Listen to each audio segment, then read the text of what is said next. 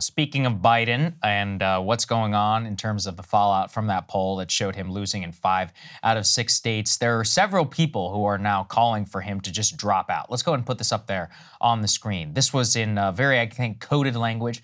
David Axelrod, the chief political advisor to Barack Obama, kind of the architect of a lot of Obama's career, says, quote, "It is very late to change horses. A lot will happen in the next year that no one can predict. And Biden's team says his resolve to run is firm. He has defied conventional wisdom before, but this will send tremors of doubt through the party. Not bedwetting, but a legitimate concern," saying it's a legitimate concern that he is losing. And he says the POTUS is justly proud of his accomplishments. Trump is dangerous, et cetera, et cetera. Only Joe Biden can make this decision. If he continues to run, he will be the nominee of the party. What he needs to decide is whether that is wise, whether it is his best interest or the country's, strongly implying drop the hell out, Joe, and let somebody else in there. And this was picked up on over at MSNBC, where Joe Biden found himself with a little bit of a defense. Let's take a listen. This person said, well, look, it's no real surprise. David Axelrod has consistently been a detractor of the Biden administration.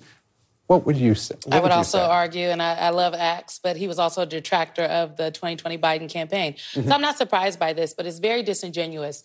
Democrats, especially Democratic strategists, know. Republican strategists, anyone who is a professional politico, hell, the reporters know. Joe Biden is the president of the United States of America. Therefore, the head of the party that he is on the ticket of, he is a Democrat. And if the president of the United States of America is eligible to run for re-election and decides to do so, that's your nominee, baby. That's how it works. I know that that might not sound democratic, but that is the game. That's how it works. And so David Axelrod's comments are kind of crazy because Joe Biden did make his decision. He has started a re-election campaign. But was it the right decision? That's the question. Well, he made it, though. So, like, what we want, like, Joe Biden has been trying to be president since before I was born, okay? He's been running for president since 1988. The idea that he would get the presidency, beat Donald Trump, vaccinate America, finally have infrastructure week, make the largest investment in infrastructure since, like, the people that invented the interstate, and he's not going to run for re-election? Oh, man. That is, I know it may now sound democratic. As Nate Silver put it, he goes, yeah, it's usually that way because the vast majority of the people in the party want that person to run. Right. The vast majority of the people in this party and in this country don't want him to run again. They think he's too freaking old. So in that case, then no, the traditional rules don't hold. It's not a given. It just has always been that way in the past because usually, at least a little bit, American politics was like a relative meritocracy-ish where people got to know and to view these people and we're like, yeah, I support him. Okay. He wants to run for election. I mean, think about 2004, Republicans were gangbusters to renominate George W. Bush. The only time anyone had any doubt was Jimmy Carter. And we went through a primary. People got the opportunity to vote for a candidate. It was bloodthirsty and it was tough. And Carter came out on the other side. And guess what? He actually almost won the election. So it just goes to show you, like, in terms of how it would all look, I think that the fact is that when you have such a low intra-party approval rating, you have to subject yourself to that primary just to prove that you do deserve it. I mean, instead of like this noblesse oblige that you have right now. It is amazing how she just comes out and says, she's like, well, I know it doesn't sound democratic, but that's just the game. That's how it is. It's like, and it's like, okay. Yeah, I mean, listen, and obviously that is the game because that is the way they've set it up. They, rigged the primary state order to make it most favorable to Joe Biden. They made sure there were absolutely no primaries. They were working the phones to make sure to enforce discipline on everybody. And really the key moment for them was when the midterms went better than expected. Yes. I think if it had been a Republican red wave midterms, you might have had Gavin Newsom or somebody who jumps in the race. And of course, Biden does have primary competitors. Marianne Williamson's been in for quite a while. Cenk Uygur just jumped in. Of course, there's questions about whether he's constitutionally eligible. Dean Phillips has now just gotten in. But they've effectively made it so that there's no awareness that there's any sort of real democratic process playing out. And that's how they want it, because they know that he's incredibly vulnerable. And they also know that he can't actually stand up to the scrutiny of a primary process. I think they'd be less fearful of it if they thought that he could get on a debate stage and just absolutely rock everybody. But they know that that's not the case.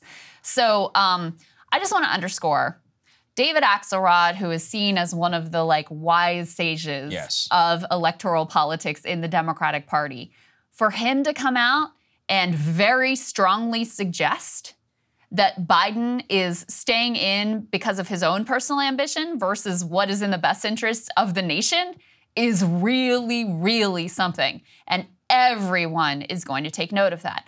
Now, do I think that that means Joe Biden is going to do what he should do, which is step aside, make room for a real, actual, dynamic primary process? Of course not. No. And in that, Simone Sanders is 100% correct when she was like, this man's been running for president since 1988, and you think he's going to give up the brass ring now?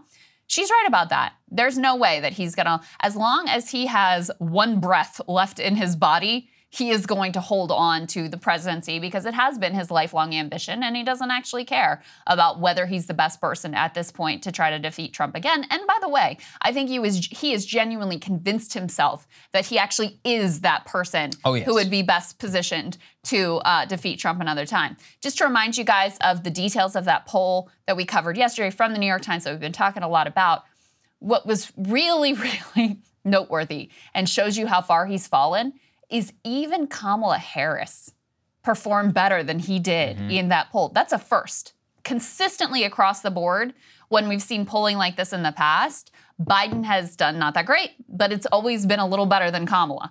Now, in this one poll at least, for Kamala, even her to be doing a little better than him is really something. And then the, theoretical, generic, unnamed Democrat was like blowing everybody out of the water. But of course, that's not the way reality works. In reality, you have an actual named person who is subject to all of the attacks and slings and arrows of political campaigns. So, it doesn't quite work out that way. But I guess Dean Phillips will like that particular number because he is kind of the quintessential generic, unnamed Democrat. There is no such thing as generic. It's just an annoying metric. I'm not even really sure if it's useful at this point because you can never separate personality. Let's put this one up there on the screen as well. Bill Krystal, the prominent neocon, former Republican, saying, it's time. President Biden has served our country well. I'm confident he'll do so for the next year.